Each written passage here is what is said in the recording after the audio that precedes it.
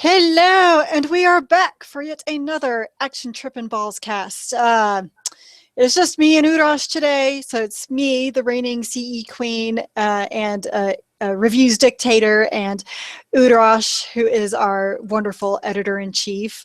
We don't have the PC master race today, which is good because, well, he's already yapping at me about, I can't get the PC copy, blah, blah, blah. I'm like, yeah, stop, just stop bitching. You get your own copies then. So, and now I just pissed off our entire audience. Nice introduction. Yeah. Okay, you said that's what I do, man. I'm here to piss off everybody. I mean, really, like the bar is set like pretty high for me to piss off people because someone told me today that I was a dude bro misogynist. So I'm like, I can't top that today.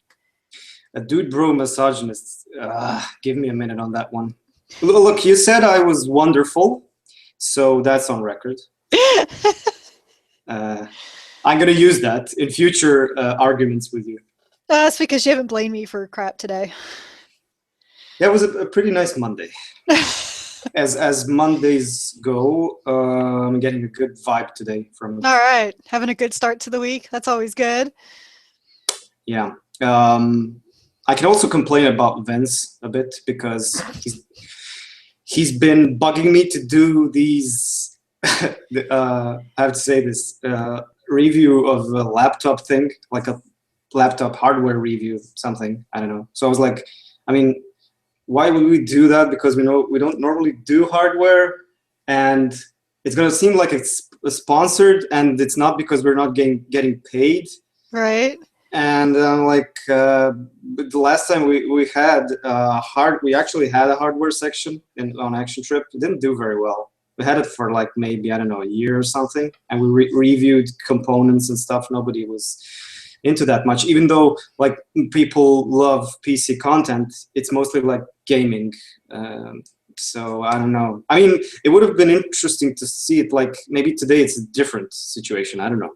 It's like, but I don't know. I think people go to their own, like that's what, I guess when I think of like, reviewing tech, I think of like, TechCrunch or. Well, this would be less detailed, not that much like, not like Tom's Hardware, whatever that site's called, or it's not. Or, CNET does a lot of hardware reviews. Yeah, not that thorough. Yeah, I think people, if they're going to go to hardware reviews, they already have their own. Yeah, stuff. I mean, it's like we would have to start from scratch. Not all of us. I can't speak for Vince, but I'm not much of an expert on like modern day hardware. If you wanted to ask me something about hardware, PC hardware from the 90s, I can tell you a lot of things. But or the Amiga. Or the Amiga. Oh man, that was an awesome platform.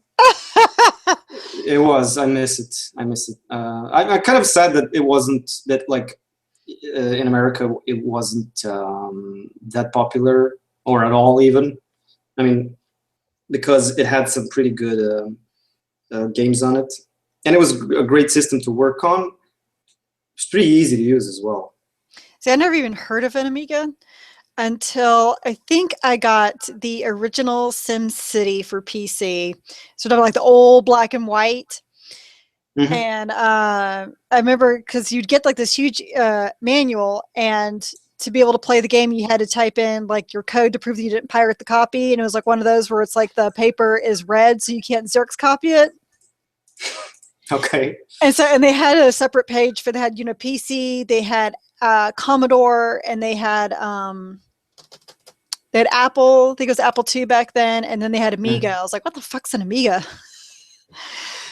Yeah, it was mostly like popular in Europe. Even I don't know. It's you just didn't bother with. It was like having a computer, but you weren't that concerned with hardware, or if you have the right, if your computer is strong enough to power a game. It was usually very well optimized, whatever you play. Do you know what that sounds like? A Mac. Or a console. Or that. Also, you just like insert the floppy disk and that's it. Yeah, I don't think Macs ever had floppy disks. I don't know. Yeah, we had Macintosh this side of the world, but I don't recall what they've used as a media. They had to use floppy I'm sure they disks. did, like the Apple Yeah. IIs, like way back in the day. Mm.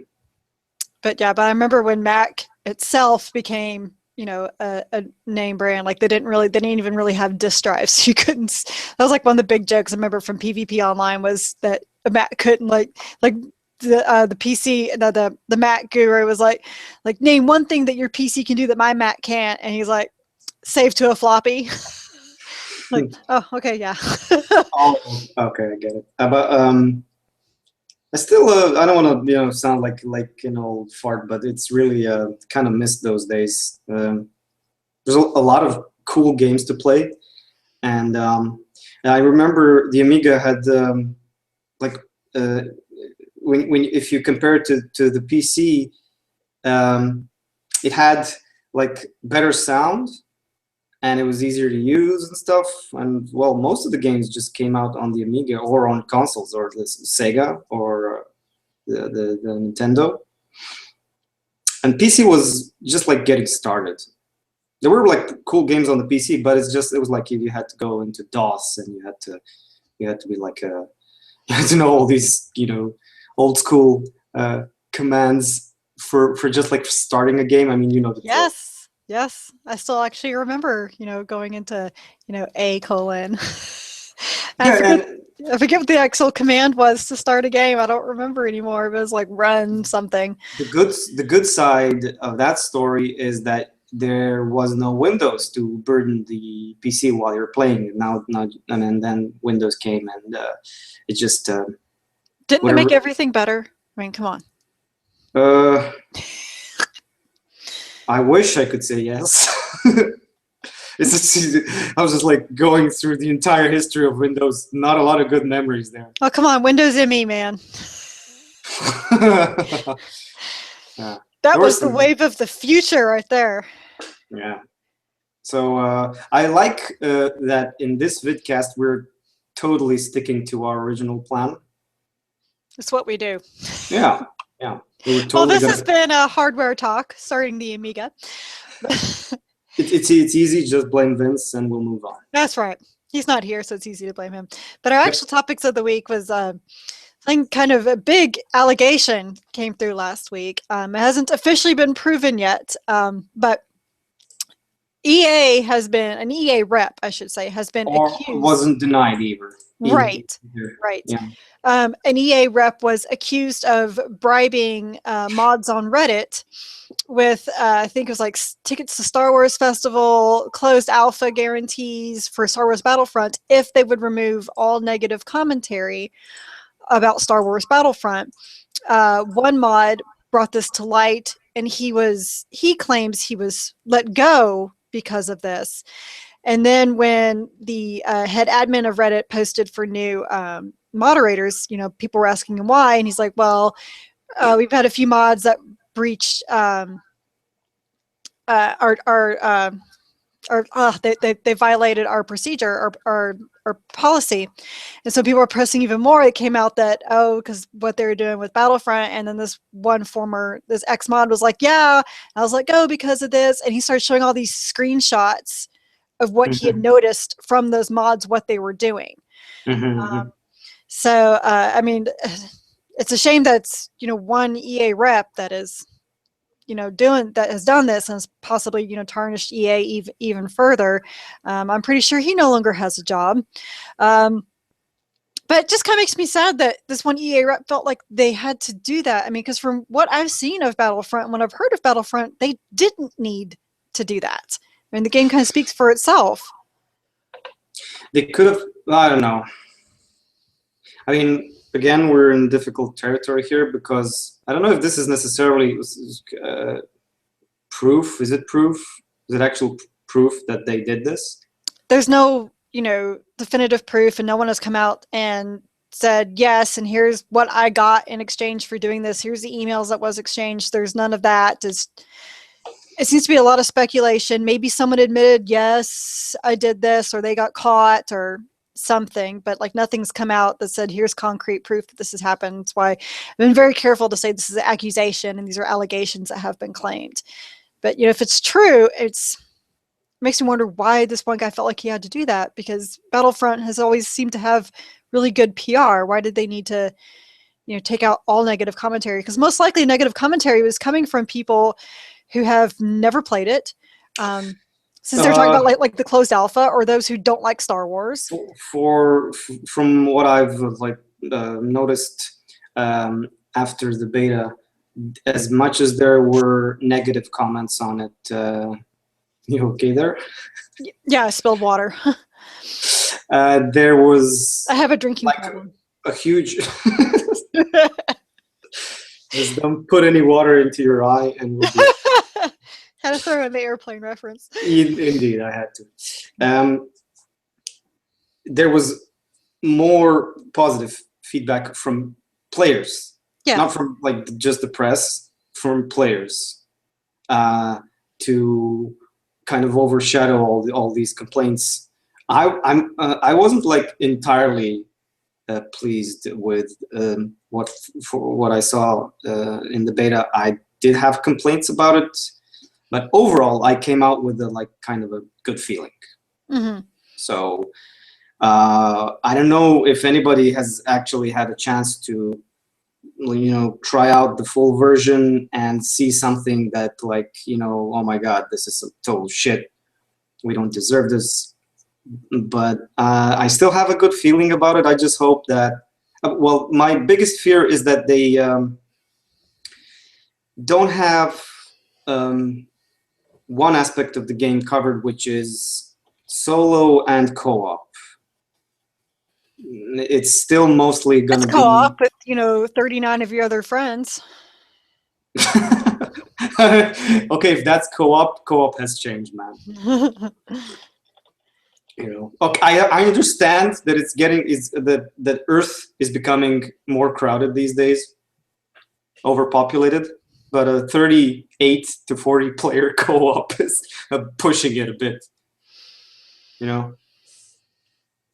But the thing is, though, like all this stuff had happened back when the alpha was still coming out, and so this is, if there was any negative commentary, then it doesn't even mean anything, because these are people who have never played it. They're basing it off of maybe a couple of screenshots, or they're Star Wars haters, or anything. And it just says to me that this one rep didn't have enough confidence in their own product, which has been crazy, because the beta was very successful. Yeah, it was, and I think primarily because it did manage to convey the kind of cool Star Warsy feeling we've all been we've longed for, because we didn't get a Star Wars game for a long time, and it managed to capture the movie magic. What, you don't think Disney Infinity 3.0 counts? I don't know what to say to that. You see, I cannot form an opinion about anything that's Infinity related. You're not into the Toys to Life? It's okay. My daughter asked me to. She showed me a figurine of Brave, with the Brave girl. What's her name? I forget her name. That was the sound of my brain working. God damn it! It doesn't matter. Yeah, well, it's the one that you connect with your game. I have no idea how that works. How does it work with like Skylanders thing? Yeah, it's like you have like a little platform thing comes with it, and you plug it into the USB port and just put the figure on it, and it reads it and brings it immediately into the game. Yeah, so she showed me the figurine and put it into my face, the way kids do that stuff. Mm-hmm. It's like we could buy the game and play it, and she's trying to explain to me how it works, and I'm, oh, you're so sweet. No. Oh, come on, it'd be a fun game to play with your daughter. Yes, you know what else is fun? Bankruptcy. So the figures are expensive, and there's a lot of them, and what is it like? What's the what's the price per The figure? figures aren't that bad compared to like Lego Dimensions. The figures are, I think they're around $12 to $15. How many figures are there? Oh my gosh, there's like at least 50. Oh, okay. Across all 3 versions. Right. Well, I'm just gonna teach her how to ride a bike. Okay, that works too.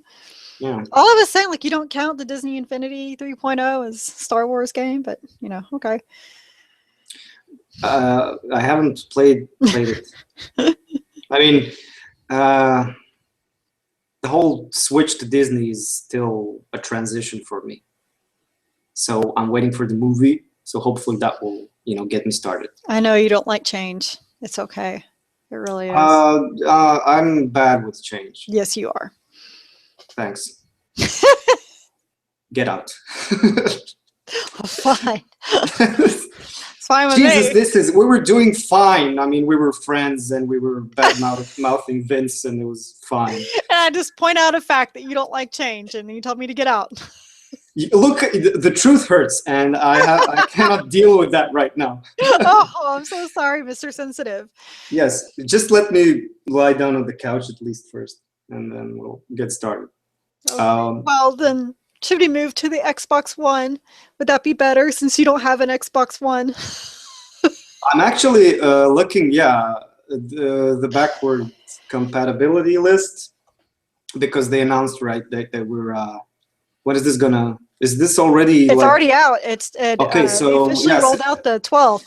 Last week, right? So it's great to have all these games, but was this like is this Microsoft being getting back on track because they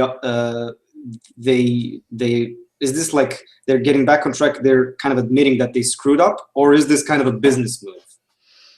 Because you know what I'm saying? I think it's a little bit of both. I think this is Microsoft, them thinking that the Xbox One, that they'd have the same success with the Xbox One as they did with Xbox 360, and they obviously have not. Sony has won that hands down, and they have a lot to make up for. And I think when Phil Spencer took over, he was like, we need to focus on games, and the best way to get people back into, interested in games the best way to get people more interested in the Xbox One is to bring in the backwards compatibility any way that we can. And, I know I have a lot of friends who still have the Xbox 360 and they haven't gone to the new generation at all because they don't want to have 2 consoles in front of their TV, and they still want to play some Xbox 360 games. Even though I have both of mine hooked up to my TV, I totally admit that I'm not a big fan of switching over consoles. I've gotten lazy. I've gotten so lazy, it's pathetic. Yes, but what I'm thinking is that because I cannot claim to be an expert on this, what this means for the development team, like the Xbox team, was this a feature that was possible, but it was just blocked? They always said, same as Sony's, that it's not possible because of the different CPU that's running. It just can't access the old way. And I guess that they've basically set some people in the lab, like, you figure out a way to get this to work and make sure that it's an update we can send over the air and not make it, we have this brand new model has backwards compatibility, because how pissed would people be if they created a new model that included backwards compatibility? I know I'd be pissed. I'd be furious. Indeed. But okay, so there are titles on this list that are worth it because you can go back and, I don't know, play Fallout 3, for instance. You can go back and play Fable 2. You can you have Mass Effect. Okay, yeah, but for some reason you don't have 2 and 3. Not yet. I mean, it's just personally, yeah. Okay, it's obviously then it's a kind of a procedure, and it takes time. They said this would take time, and it's slowly going to roll out. And of course, the cool thing about it is that I haven't double checked on this. Is that this does work for digital and for disc. So I can go stick in. Yeah, it does. It does. I can go stick in my Mass Effect Xbox 360 disc, and it'll install and work. Are you sure? Yes, I double checked. Okay, then well, that's a good thing, I guess. Another few points for Microsoft. Well, yeah, because I don't want to buy the game again digitally, you know? But just, oh man, just by looking at this title, Mass Effect, makes me want to play it again. I know, me too. Even But though I've just, played it like 3 times, I yeah, could play it again. but just, man, just for just the one, maybe. Two I'd play as well.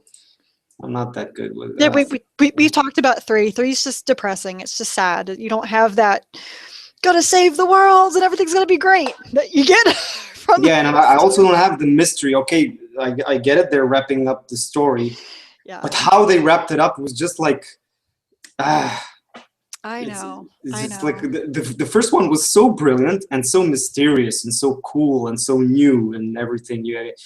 Even the stupid, generic planets. I liked that. I actually liked it. I don't know.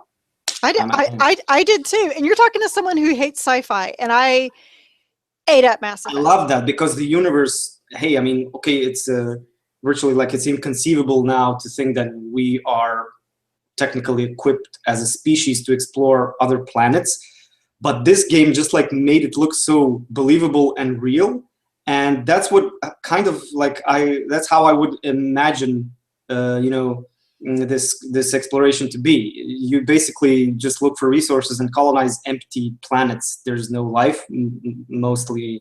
I mean, just by looking at the physics of the planets, there's nothing on them. It's just like it's their atmosphere have all these conditions that are impossible, it's impossible to sustain life. So that's what made it like believable. And then even with Mass Effect 2, they sort of toned down on that, by kicking it out, and that was kind of a shame for me. It was still a good game. It was a great game. I loved the sequel. I'm gonna go ahead and like cut you off because we could Yes, you do that. Yeah, I no, know. just because maybe we should just make this a topic sometime that we just sit and discuss. You mean Mass just Effect. like Mass Effect? Yeah. Yes. I think Yes, we should. Like, we need to watch the new Andromeda trailer and then discuss we Mass can Effect as a whole. do it. I think after New Year's and after the holidays, when we will probably have too few games to even discuss and play.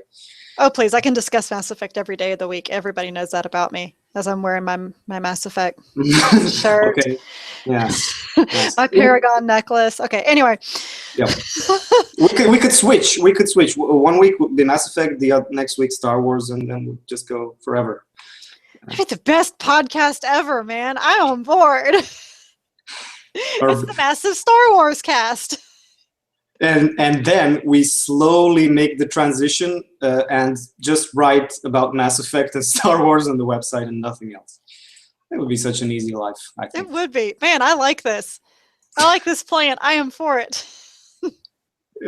We just need maybe an approval. Or no, that's just just like we should do what we want. Really, I mean, come on.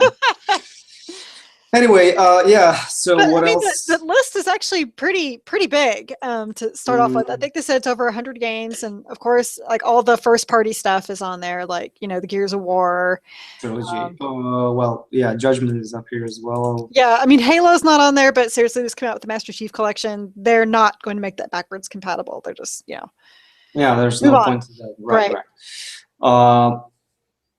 I mean, you got Shadow Complex. That was a fun game. Assassin's Creed 2, one of the best games ever. And of course, South Park: Stick of Truth. Never played that before. I cannot recommend that enough. Yeah, no time. I really want to play that. That's always the answer, dude. No time. That's why I haven't done half the stuff I want to do, is because of no time. And Doom and Doom 2, I have both of those games from arcade. So, I mean, not that I'll really play them again, but it's cool I have the option if I want to. There's that's cool. That's cool, definitely.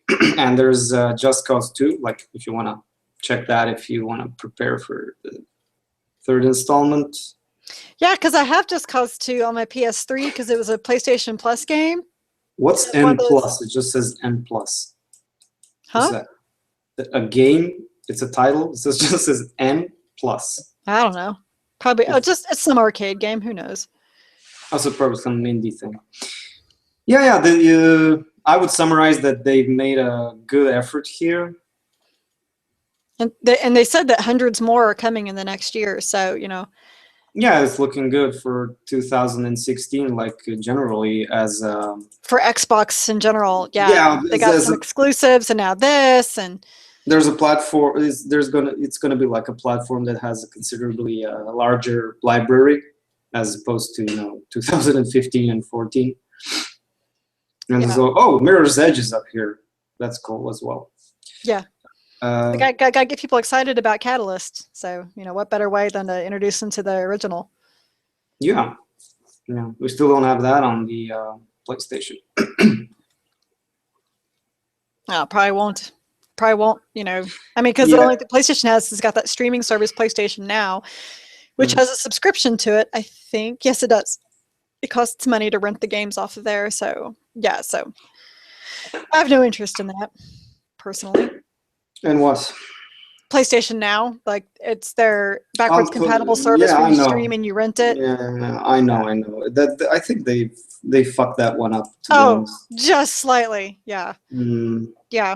they could have really handled that better, or not introduced it at all. Yeah. I mean, this is I mean one arena where one area I guess I should say with the new generation that the Xbox has exceeded the PlayStation. Mm, yeah, totally agree. Well, what can you do? Oh, I know what I can do. I can go on to my disappointment of the week. I'm never going to That's get over this. that's very personal. It is. I'm never going to get over this. And that is news that Nobuo Uematsu, the original composer for most of the Final Fantasy games, including Final Fantasy VII, is not going to be part of the Final Fantasy remake. How Can do I you ask a remake Final question? Fantasy VII? Is this the same composer, or was it a different? Oh no, I think it was a different composer who worked on 13, Oh, it's right? a totally different composer worked on 13. I think the last one Uematsu did was 12. I liked 13. I like 13 as well, and I like the music for that. My point is, how do you remake the game with the music without Nobuo Uematsu? He was the one who did One Winged Angel, which is probably the most famous piece out of Final Fantasy VII. Okay. Jesus. Jeez. Sounds like you're more choked up than I am.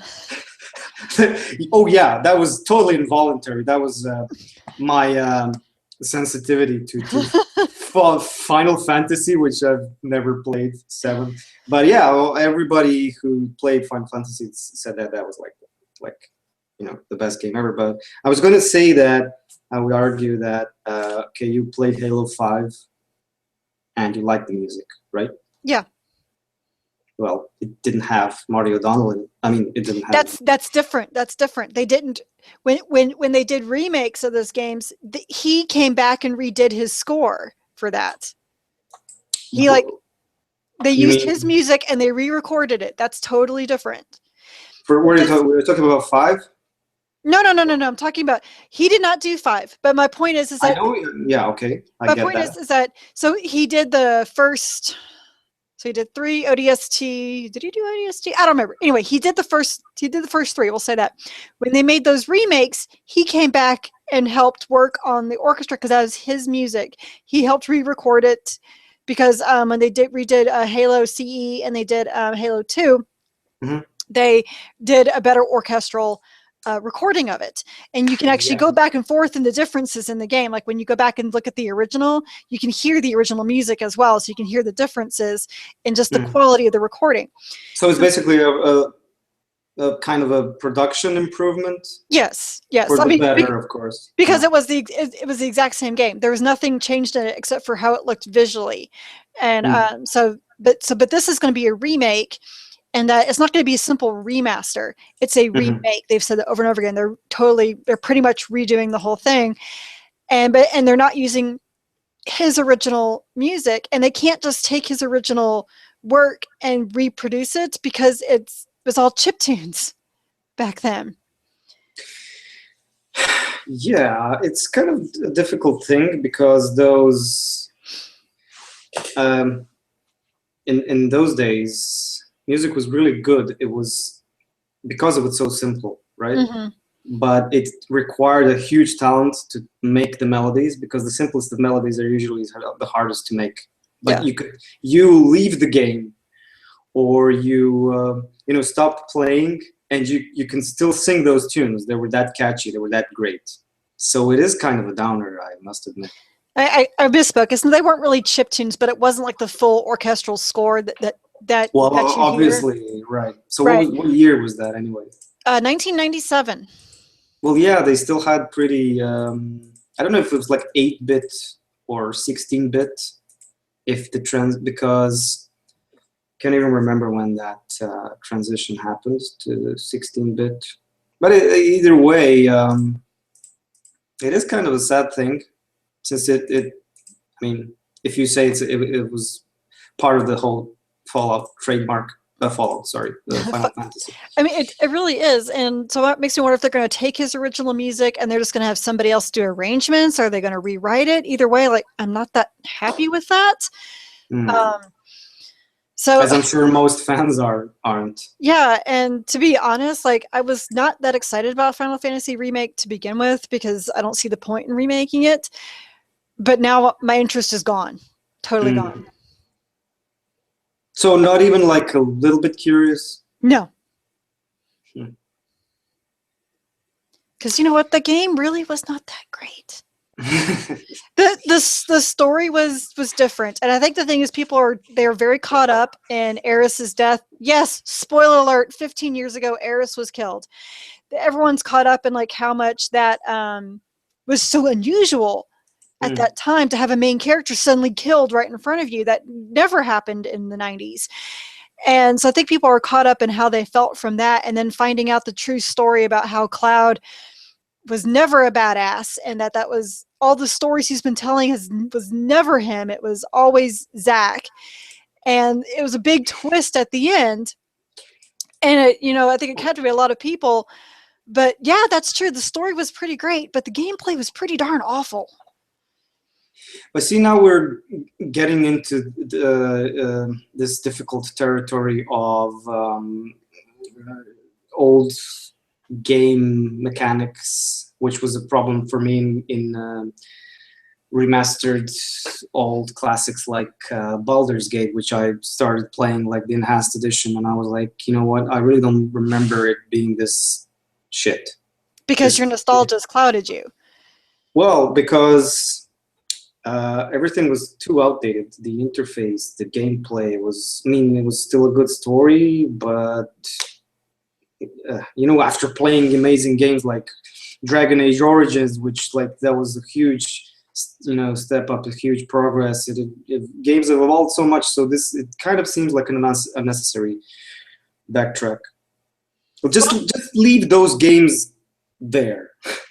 Which is why I think that they're remaking 7, because they know that the game mechanics are outdated and that no one's going to like them. So that's another reason why they're going to remake it. They're probably going to totally redo the active time battle system. Of course, they're going to bring in voice work, which I'm not looking forward to because I don't want. I mean, I don't know, because you get built up in your head how these people are supposed to sound like, and then I guess you hear it. Now, I've never watched Advent Children, so I haven't had that already ruined for me. But and I don't know if they're bringing in the same voice actors or not. Maybe they are. Maybe that's a good thing. Maybe it's not. I don't know. I think it's one of those things that I'm just I'm in favor of leaving stuff in the past. Like if you want to port it to modern systems so people can still play it like they have done, that's fine. That's great. I am all for that. Like what they're doing with the Xbox right now, the Xbox 360. That's cool. I'm tired of the remasters. Exactly. I don't want remakes. Exactly. Well, I mean, I still think that it's that big a franchise that it's gonna sell. So. Oh, of course it is, because you got got the nostalgia feature going on. Yeah. And at the PlayStation press conference, and I was hanging out with the PlayStation lifestyle people later afterwards, and Chandler was like, I cried when they announced it. I was like, did you really? Oh my.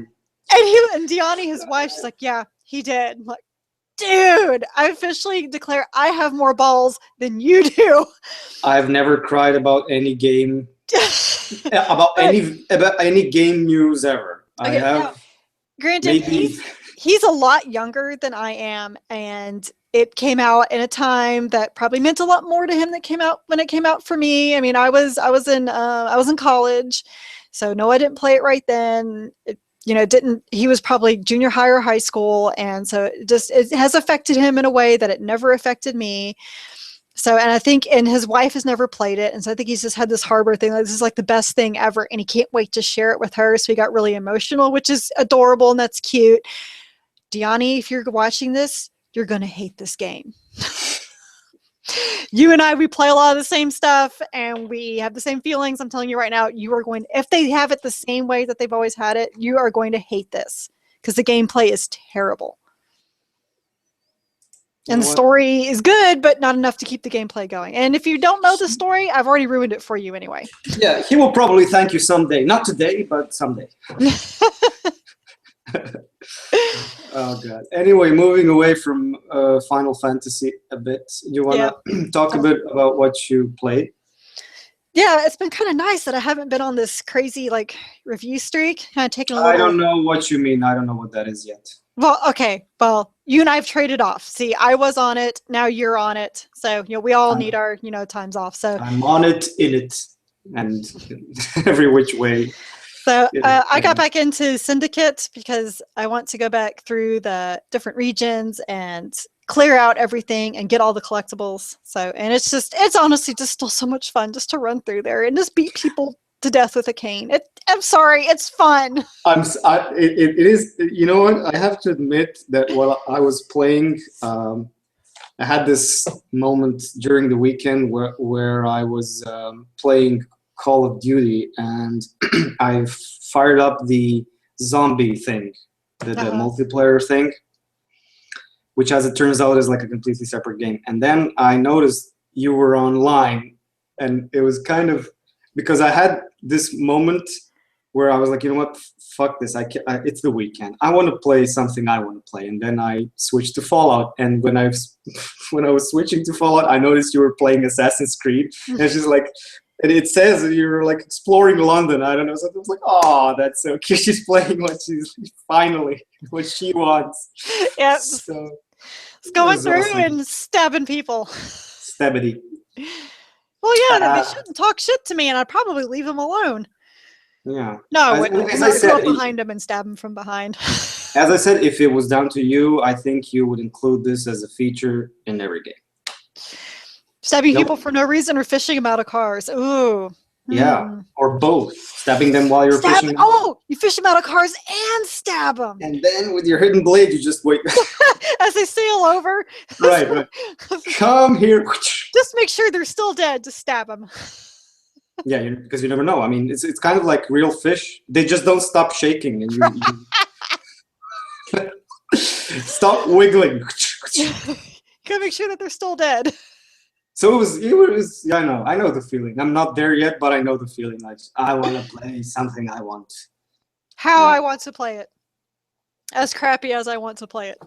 So I've been playing that, and then at night I've been getting back to a handheld game. I picked up Legend of Zelda Triforce Heroes for the 3DS, which is the latest Legend of Zelda game, but it's not a Legend of Zelda game. It's probably the strangest thing I've ever played in the world of Zelda. I mean, it's really like someone sat down in a Nintendo executive board and said, I want to make a Legend of Zelda game, but we make it like Portal, but we don't have a portal gun and we don't have Zelda. And then we introduced Dress Up Barbie in it. And some exec said, I like it. Because that's like exactly what it is. Okay, it's wow. not your typical dungeon crawling game. You're not, and you don't go back to find new items. You are sent into a particular dungeon, you and two other links. And since I'm playing by myself, the other links I have, they're called doppels, and they're basically dolls that I send my spirit into. So I can only control one at a time. Yeah. And you use them, and certain weapons are given to you at the beginning of the dungeon. And so sometimes they're all the same. Sometimes you have two of one and one of the other. So you have to decide which one gets which weapon. And you use that to solve the puzzles throughout the dungeon and how to beat the boss at the very end of the dungeon. So it's how much time you've spent with this game? Probably 6 hours. Okay, that's a lot for a handheld game. Oh, well, it's a Zelda handheld, so I expect to at least spend 20 to 30 on it easily. Like the last Zelda game I played on the handheld, I probably put in 45 hours on it. So like at first I was like, I don't like this. This is stupid. But then it hit me like, oh, this is really like a Portal. Like I don't mean Portal as in like there's a portal gun. I mean Portal as in it's just this solving of puzzles to get out of the room. Ah, okay. And but instead of having like it be like the co-op but 7 people with you, because I don't have anybody with you, it's like trying to control the other people and make them, you have to do this for me, and then I have to quickly switch over to this person to do this because they have this weapon and you have this weapon. And then at the end of every dungeon, you get a certain material that you use. You take back to a seamstress and have them make a particular outfit for you that will give you certain abilities. So it's like they kind of took some Portal, the Zelda name, and the Final Fantasy X too, and shook it all together and put some crafting in there, and here you go. Sounds like too much stuff in there, but I mean, clearly you like it. But and it makes fun of itself. Like when it starts off, like basically what it's about is this princess who is not Zelda. Her name is Styla. She's a very stylish princess, and this witch has come in and cursed her that she can't be stylish anymore. Styla? Yes. So she's hidden in her room and won't come out. And so they're looking for the Triforce heroes to come and save her. And when you first walk up, there's like this billboard sign, and it says, do you have pointy ears? Do you have amazing sideburns? Is your hair parted to the side? If so, you may be a Triforce hero. Oh my god. Like, okay, that's amazing. Yeah, it sounds, I mean, and like when you look at the stats of your original outfit, because your original outfit that you come in is like this yellow sweatsuit with a bear on it, and the stats of it said, this is the worst outfit you could wear. You have 1 less heart container. It's very awful. Oh my god. Just stop. No, it's fabulous. All I can say is, I mean, it does sound like a staggering amount of features for one handheld game. But then I haven't had much experience or playtime with Zelda games and stuff on the 3DS that I know people are going crazy over in the States. It's actually a very watered down version of a Zelda game, and okay. I think because Zelda games are 10 times more complicated than this, because normally you have tons of weapons you can switch out at any time, and there's the whole idea about going back and finding other puzzles and things like that. But this is very set, like, here's your dungeon, but once you complete a dungeon, then you can go back in through and do challenges to get even better materials so you can make better outfits. So I mean, seriously, someone went into the Nintendo boardroom and said, I want a Zelda game that's like Portal, but no gun, no Zelda, and dress up Barbie. That's really what has happened. Yeah, I think my daughter would like that game. Because, like, I was explaining this to my friend Jen, and she's like, go on. And I was talking about the crafting part of it. And she's like, okay, I'm adding this to my wish list. So I think the only way that she would buy it right now is if I told her there was fishing, which so far there is no fishing minigame. Aw. Yeah, I know. You broke my heart there, just like. I'm sorry. But it's kind of fun playing something so random and silly at the same time. And it sounds very laid back. It is and yet not, because my oldest son, he'll like start, well, Mom, you shouldn't die there. Why'd you fall off? I'm like, would you go away if you're not going to be helpful? Oh, God. But I'm glad you're finding stuff that, keeps you occupied. It's still it keeps me out of the streets. Yeah, to keep you away from heavy drugs. There we go. That's why I don't play Fallout, because of the drugs. And there's more time for wine. Yes. You don't want to get into Fallout right now. No, I got too much else. Like I really do want to like 100%, not platinum, but like 100% complete Assassin's Creed Syndicate. Now, I'm not going to go back and redo my memories that I don't have 100%ed, because fuck that. But yeah, but I just want to go through it, because I never really did do that with Unity when I wanted to, so I don't want to let that slide with Syndicate. I didn't do it with Unity either, and I did play a huge chunk of the game. almost finishing it, but I didn't. So, But I just figured since last December, I finished. Oh, hi, Toby. I finished Dragon's Age Origins, and I did Dragon Age 2 by January. So I figure, okay, I sorry can to do interrupt, but Syndicate. looking at you right now, you're ready for Fallout, no question. I know. I might name my dog Toby. No, I'm not. I'm going to name him Commander Shepard. What else? Exactly. That's what's missing in Mass Effect 2. Is their own dog to name Commander Shepard? Yeah. Or an alien pet. Oh, there you go. You would so sacrifice your pet to that alien. Like, as soon as the thing finds you, the dog, and then you'd run. Is he hungry? He just wants attention. Ah. He's a big baby. Yeah. He's like, well, just stop talking about games and look at me. Yes, I can pet you and talk. I can. So what have you been playing? Call of Duty Black Ops 3 and Fallout 4, which is, as you said yourself, a major distraction from my review assignment. We all need them every now and then. It's okay. Yeah. I didn't play too much of Fallout. I did play like for one night, and I am hooked on it. But I left more room for Call of Duty, even though I got off to a pretty crappy start with Call of Duty because for some reason my game didn't save after 2 hours of playing. It said save and quit when I wanted to quit the game to do something else. Mm-hmm. And I was like, okay, save and quit. And then when I returned to the game, it didn't have my progress saved for some reason. I've actually heard that's a common problem that happens every now and then.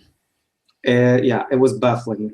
So now I'm pretty much almost done with the campaign. I played the multiplayer. Well, the multiplayer is the same as I kind of have the same impressions as I did with the beta I played. Shooty, shooty, bang, bang. Well, it is pretty good. It has a lot of cool elements in it. I would have thought that I was used to competitive multiplayer after playing it so much in Destiny, but this is just ruthless. The players are ruthless. Yeah. There's no I mean, there should be like matchmaking. I thought there was matchmaking in this game. No, I was like level 1, and then I checked the list of players the game connected me with, level 36. I didn't last for 2 seconds in there. So the only cool thing is that you can pick up their weapons when somebody kills them, which I did straight away. But still, they know all the positions, in the maps. They know them by heart. And I was like, where should I go this way? Like, somebody out there's like, look at the noob. Just picking them off. Are you kidding? Well, yeah, all their death was just me. Yeah. Just basically should be playing against each other. They all gang up on this stupid new guy. So that was my first thing. But the zombie mode is cool. What I'm getting from Black Ops 3 in general is that they obviously had of course it's Activision, they had a huge budget to put everything in it. So you have stealth in the game. You have single player with a story. You have every possible multiplayer shooter thing you can think of. So it kind of feels like it's too much. It's all good, I guess. Although I cannot speak for the story. The story is I don't know. It's too much.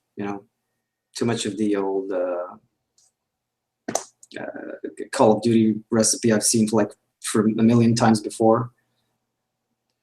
When a character looks directly at the camera and says to me, "You're a badass motherfucker. Now let's go shoot some stuff." Or that's like one of the lines from the dialogue. Well, isn't that what people want out of their Call of Duty? You're a badass. Let's go shoot some things. I always expect more. I'm sorry. So you need to stop doing that. What? expecting more out of Call of Duty. Just take it for what it is. It's shooty, shooty, bang, bang. It would require a brain transplant. Me, like actually stop having huge expectations. You know what? I actually considered this. I wanted it to be like this thing that we make a comic about our staff, which is basically you, me, and Vince, And Blake.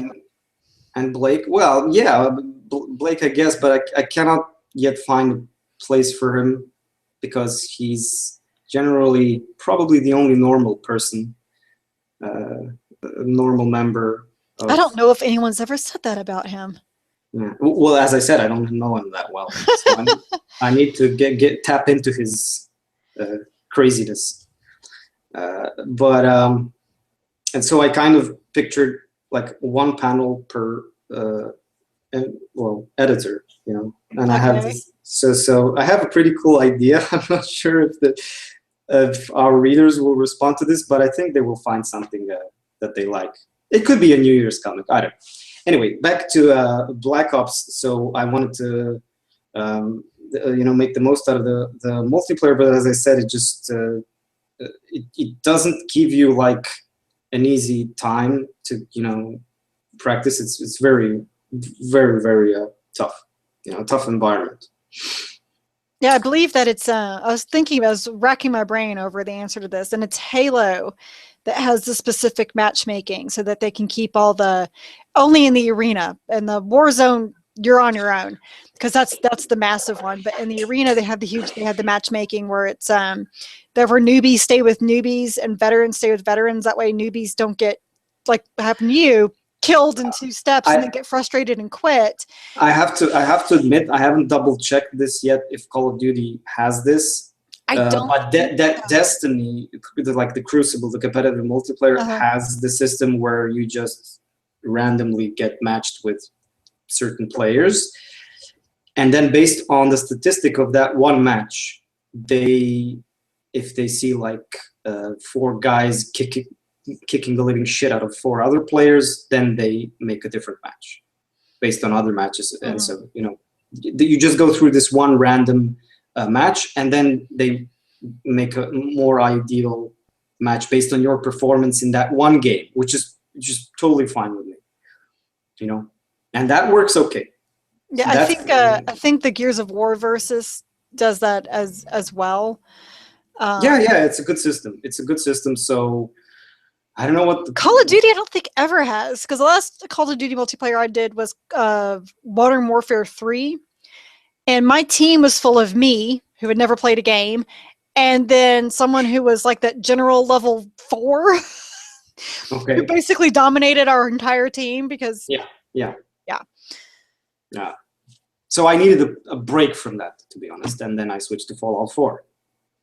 And then I spent most of my time, which you could obviously do in the game. You can build your own town, you can set up a shelter for people, and then I wasted my time picking doors, roofs,